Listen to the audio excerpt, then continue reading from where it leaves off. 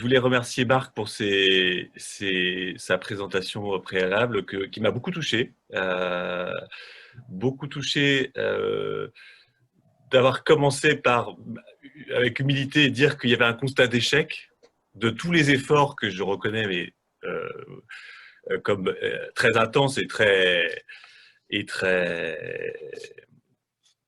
enfin, je veux dire, irréprochables. Enfin voilà, cette association France Nature Environnement a beaucoup œuvré, il est clair, mais c'est vrai que le constat aujourd'hui est un constat d'échec et que j'entends qu'il faut y aller très fort, il faut y aller plus fort que jamais peut-être dans l'histoire de ces associations de protection de l'environnement.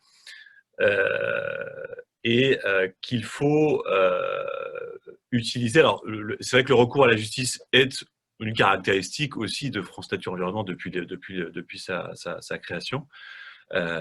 Et qu'elle a en interne une expertise, une technicité dont Maxime est d'ailleurs un très bon exemple, on va dire, puisqu'il a dans cette lutte, par exemple, contre EuropaCity,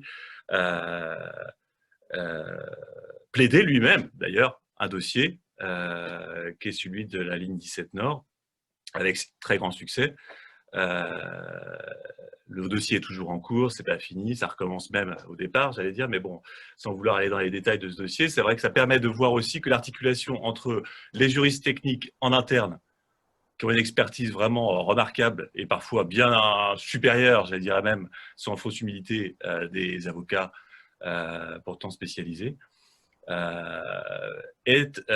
doit s'articuler avec effectivement le rôle d'un avocat qui de toute façon est obligatoire en appel, c'est-à-dire pour ça que j'ai pris sa succession en appel, mais avec une articulation entre des spécialistes, alors juristes, mais pas seulement juristes, naturalistes, enfin il y a beaucoup de techniques et de techniciens dans les associations qui ont un rôle majeur à jouer dans les contentieux et dans le travail qu'il y a à faire pour décrypter, déchiffrer, comprendre ces dossiers qui sont de plus en plus complexes et de plus en plus volumineux. Et d'où cette question de l'organisation de cette action juridique. Et je pense qu'effectivement, on peut s'améliorer sur l'organisation de l'outil juridique des associations. Et que, alors évidemment, il y a cet échange des informations qui est effectivement très insuffisant, je trouve. Échange d'informations entre associations, aussi bien entre associations locales ou régionales au sein d'une même fédération, et également échange d'informations entre associations, entre différentes associations, même nationales, qui peuvent avoir des spécialités ou des expériences dans certains types de contentieux qui peuvent tout à fait aider d'autres associations qui œuvrent sur un autre projet similaire ou proche. Et puis, un échange d'informations aussi, et ça c'est encore plus difficile peut-être, et j'en suis le premier atterré, un échange d'informations entre avocats. Voilà.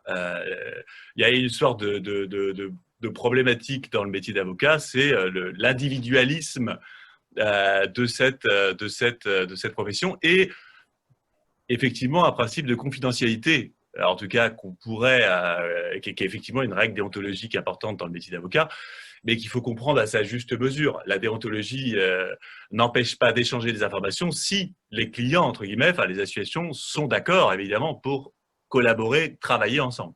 Et l'avocat peut jouer un rôle, justement, de fédérateur de différentes associations ou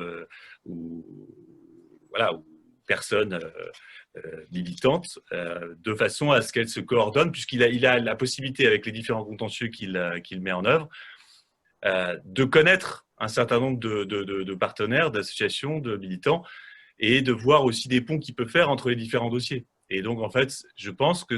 moi, j'essaie de le faire avec un succès tout à fait limité, je reconnais pour le moment, de faire en sorte que des associations qui, pour des raisons... Alors, il y a toujours énormément de raisons pour que les gens ne s'entendent pas, hein, que les associations ne s'entendent pas. Il y a toujours de très bonnes, probablement aussi très mauvaises. mais qui font que elles n'arrivent pas toujours à s'articuler ensemble ou à travailler ensemble. Moi, j'essaye d'œuvrer de façon à ce que ces divisions cessent, vu l'urgence de la situation et vu la nécessité d'aller très loin, très fort, on ne peut pas se permettre ce luxe de ces dissensions aussi bien internes qu'externes et de cette espèce de compétition étrange où il faudrait chacun garder une sorte de précaré de je ne sais quoi. Bon, tout ça, à mon avis, est daté, doit cesser.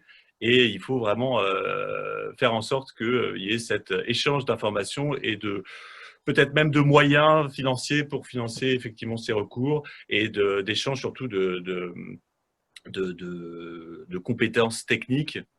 Il y a des gens incroyables, il y a des gens qui ont une compétence technique dans certains domaines qui est époustouflante et qui est, à mon avis, sous-employée. Donc, je pense que ça, c'est quelque chose qu'on doit pouvoir améliorer.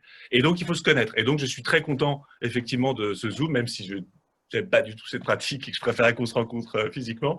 Mais en tout cas, ça permet effectivement de se rencontrer quand même un peu et de voir, de parler ensemble, d'avoir des visages, de pouvoir aussi reconnaître la personne et se dire, ah oui, tiens, j'ai rencontré cette personne, elle peut vraiment m'aider beaucoup dans un contentieux ou dans une lutte dans lequel j'ai besoin d'être renforcé, quoi. Voilà, mais je m'arrête là. Alors, je ne sais plus quelle était ta question, quelle était l'origine de mon engagement. Désolé, hein, Maxime. Je suis allé un peu droit au but, mais l'engagement, je ne vais pas refaire un peu mon histoire, mais globalement, c'est parti plutôt sur le nucléaire. Parce que j'ai eu une espèce de stress nucléaire, voilà, vraiment une prise de conscience de la dangerosité de cette technique. Et c'est parti de là et je me suis dit, bon, j'avais abandonné le métier qui voilà, n'était pas véritablement une vocation très profonde. Mais quand j'ai eu ce stress-là, je me suis dit, bon, voilà, j'ai cet outil-là avec moi qui m'a quand même demandé un certain effort. C'est un peu idiot que je le laisse de côté et que je ne le mette pas au service de cette lutte pour la protection de la santé, de l'environnement, enfin voilà. Et donc, c'est à ce moment-là que j'ai repris un master et que j'ai travaillé en tant qu'avocat voilà, spécialisé en droit de l'environnement et de l'urbanisme. Donc voilà, pour faire court.